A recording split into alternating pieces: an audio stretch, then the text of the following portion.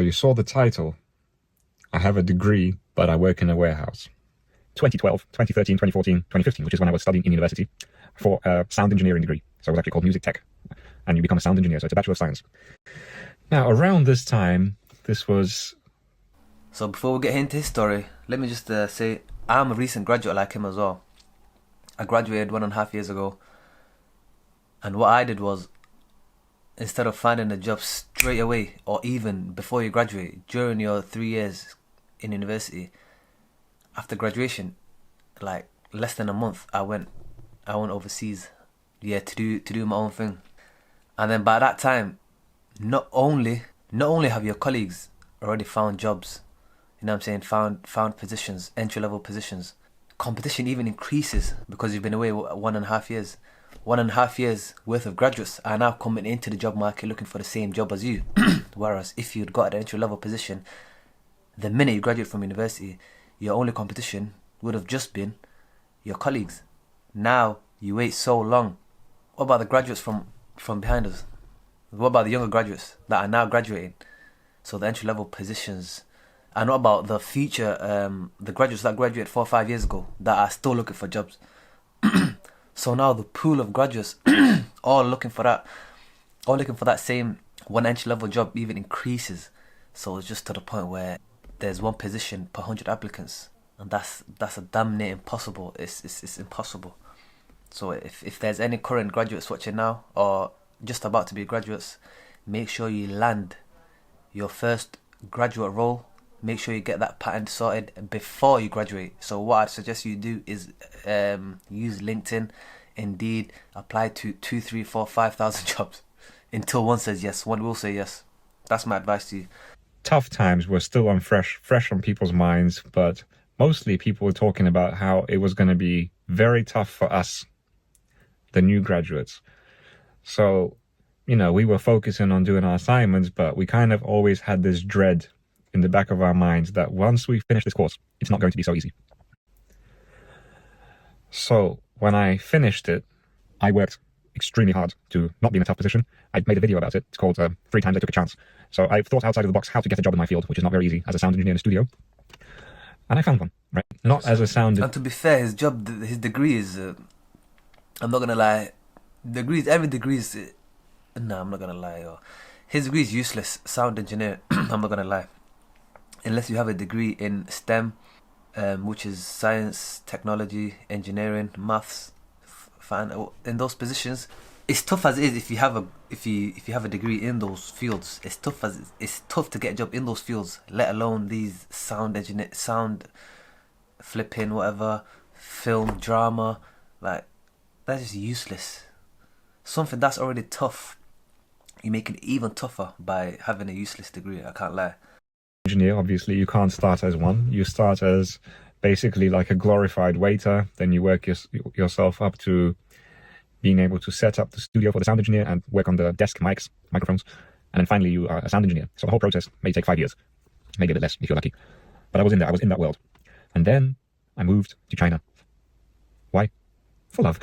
Sounds a bit like a movie, doesn't it? I suppose it does. And this part I absolutely don't regret. So my wife, we were dating at that time for quite a few years. We met in university. And this is the thing. If you graduate and then you don't land a graduate job, entry-level job straight away, because he went overseas like I did. Like I said, what happens is your colleagues, they're already in the field, they're already in the market, they're already landed their graduate jobs, entry-level jobs. And now the previous year from behind you, they're going to catch up, depending on how long you're away for. So say you're away for 2 years. Now, 2 years, 2 younger years, 2 bunch of graduates before you now caught up to you. And now they're all applying for the same role. And now you got a useless degree like sound engineering or whatever it is. And then her student visa expired. She couldn't find a job here, so she had to go back to China.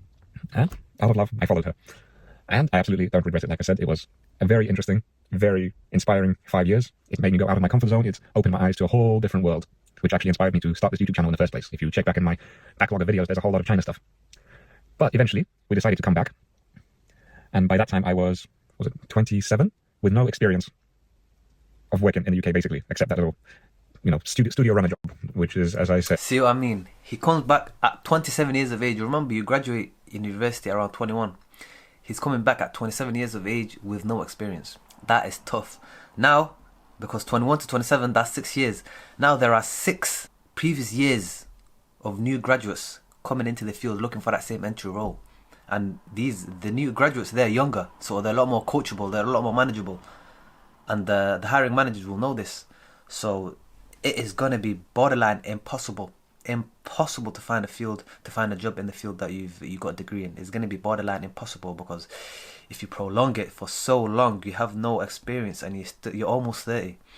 It's basically as if the degree is useless. So for anyone watching, I'm telling you now, make sure you should have a graduate job, entry-level job, whilst you're studying.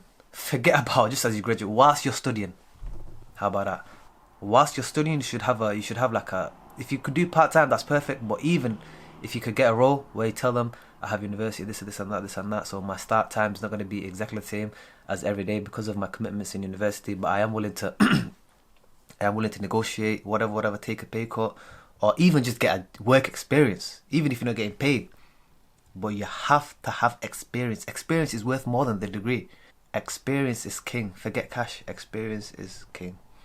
Basically a glorified waiter. My experience in China didn't count for much. Maybe it does. The point is, I needed a job ASAP. And when you need a job ASAP in the UK, you will take whatever you can get. The job market for good jobs is so competitive, and we'll talk about it in a bit, that you could be waiting months and months, going through the application process, and then finally waiting for the result, which may end up negative. I had none of that time. I needed to get a job ASAP. So the short answer is, out of necessity, I ended up working in a warehouse. Now, I quickly alluded to it just now. This is not a me issue. This is not a personal struggle. This is not a UK issue. This is happening on a massive, massive scale. Yeah, this is happening everywhere. I've never seen the job market like this. This is the first time. Because previous to this, I used to study and then I was just getting part-time jobs, labour jobs, whatever. So you don't really get a grasp of what the job market is like. But now, as someone that's got a degree and now looking to get a job in the field that I got my degree in, on top of these job search these job search websites have absolutely ruined the game. This Indeed, LinkedIn, Total Jobs. Because what it is you click one button, you've applied for the job. And why? What do people do? They look at this and they're like, do you know what? Whatever, they just click it. Just so they can get their numbers up, their volume up. So they can say, oh, I've applied to this many, blah, blah, blah. And then the hiring managers, these guys are hit with 2, 3, 4, 5,000 applicants in one little position because everyone's just spamming the click button, apply button. They're not going to go through 4,000 or 5,000 resumes. So they're just going to get computers, AI, technology, that's just going to scan through and then list the resumes that have the most keywords that link to the role of the job. And that's how they pick. Absolutely stupid, but this is the position that we're in. Jobs for graduates peaked in 2000s, early 2000s. And at that point, the article was written in 2013. Something like 50% of fresh graduates were working in jobs that don't traditionally require a degree. Sorry, I was looking down. Yeah, that's insane. So basically, they became baristas in Starbucks. And so, the article was published in 2013. We're in 2025 now. If you thought back in 2013 it was tough, you got another thing coming. But there are definitely ways, there are measures that you can take. I'm going to tell you now. This is all going to watch this video for now. There's a lot of measures that you can take, especially for the recent graduates. Check it out. Make sure, whilst you're in university, you are gaining experience as well as the qualification. You can do this by paid or unpaid work experience. I can't lie to you. I got a degree in banking and finance. As of right now, as we're speaking, I'm into my second week of a 10-week crash course in cybersecurity. I'm trying to diversify my portfolio. I'm not just gonna rely on this one degree. I'm trying to see the other fields. I'm trying to see what's good out there, and I recommend everyone to do that as well.